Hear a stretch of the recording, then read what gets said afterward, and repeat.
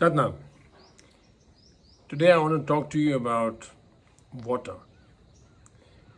I've spoken about water before, especially in my workshops on health and also in Transform when we did Optimum Health. We devoted a lot of time to water.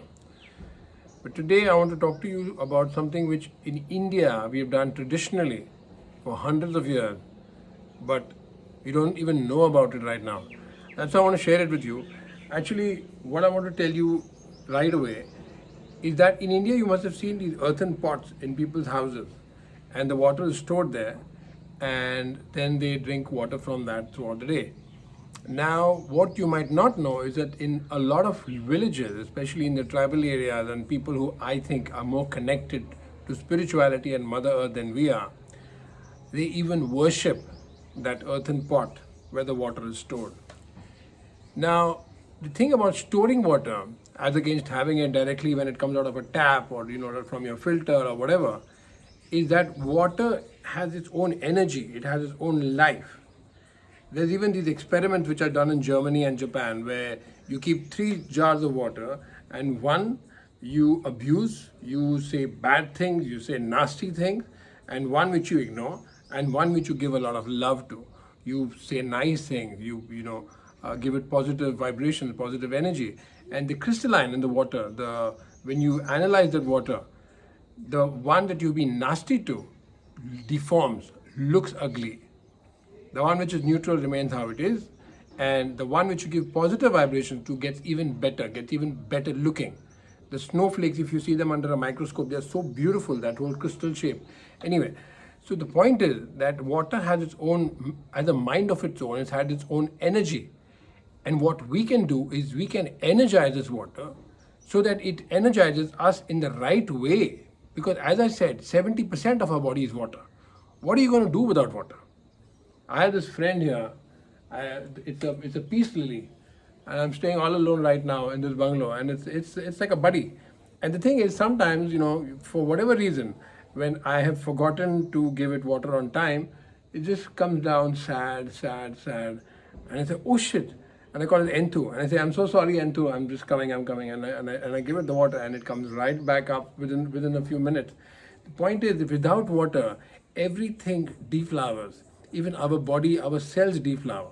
We need enough of water. We need enough of hydration inside the body so that we are alive, well, healthy, and happy. Now, unfortunately, some people take it to the other extreme. I met this girl in Germany, and she was carrying such a big bottle of water. I said, wow, I mean, you love water, or is that for you? Or are you with some friends, or what is it? It's such a big bottle. She said, no, I drink this much every 2 hours. It's really good. It flushes out your system. It detoxifies you and all that garbage. Now, according to my teachers, several of them who have a very profound understanding of the human body, all of them, excepting none, have told me that you need to drink enough water so that you are not 1 drop short of how much you need to drink. Neither are you 1 drop more than what you need to drink. You need to have the exact amount. So you drink only when you're thirsty. Of course, even me and a lot of people, even in naturopathy, we wake up and the first thing in the morning, we have 2 glasses of warm water. Some of us put lemon in it, all that is separate. Fine. But for the rest of the day, you only drink when you are thirsty. You don't drink water randomly and just liters and liters of water thinking that in your mind and your understanding that it's going to flush out your toxins. It's not going to do that. So drink the right amount of water, drink enough of water. And coming back to the native Indians, the tribals who worship that earthen pot, as I started telling you, that water has its own energy. So when it's coming out of a tap, it's really freaked out. It needs to settle down. So I have all of these jars, and they are, since I have these 2 floors and I have to keep going up and down, I don't have this one earthen pot where I keep, every time I need water, I'm not going to come from the garden here. So I keep this strategically everywhere. But the important thing is, once the water comes, I allow it for a few hours to settle down. Once the water is settled down, after a few hours, only I start drinking for it. The other thing is, have reverence for water. When you look at it, know that it is nourishing you, know that it is healing you. I've spoken about food. I mean, I'm not getting into that now, but how we eat with our fingers, and how it energizes the food that we eat, and that energizes the body. Everything is about vibration. Give the water the vibration, the positive vibration, and see the magic that it does for you. The last thing I want to share with you is that some of us don't even know this, but when you're drinking, you're standing and you just drink.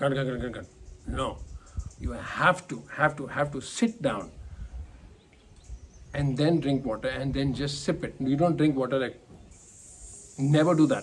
You sip the water. My grandfather used to say, you drink your food and eat your liquids. I'm going to repeat it. You drink your food. That means you chewed your food so much time that it becomes almost like water. And you eat your liquids. That's how you should drink water.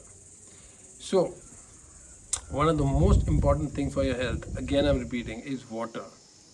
Understand the vibrations associated with it, which is the reason why I'm making this video. There's a vibration associated with the water that you're drinking. Allow it to settle down. Think about the water that you're drinking. Have the gratitude for the nourishment it is giving you, and live a healthier and happier life.